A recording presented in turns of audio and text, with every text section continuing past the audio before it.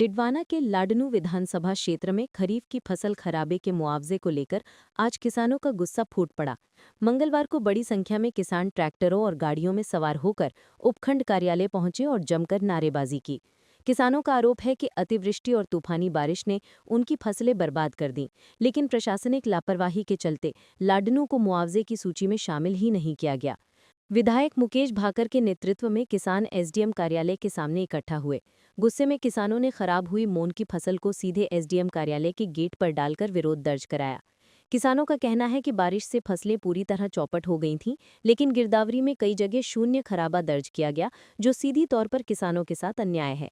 विधायक मुकेश भाकर ने सभा को संबोधित करते हुए कहा कि गिरदावरी में गंभीर अनियमितताएं हुई हैं।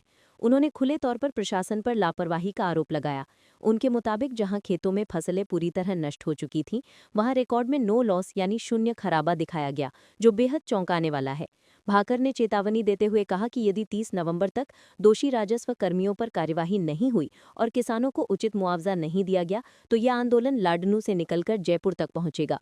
किसान नेताओं का कहना है कि जब अतिवृष्टि पूरे क्षेत्र में हुई है, तो लाडनू को सूची से बाहर रखना समझ से परे है।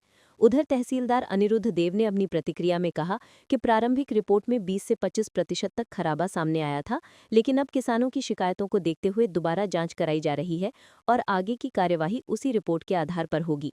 लाडनू के किसानों का ये उग्र प्रदर्शन प्रशासन के लिए बड़ा संदेश है कि फसल खराबे जैसे संवेदनशील मुद्दे पर किसी भी तरह की लापरवाही बर्दाश्त नहीं की जाएगी।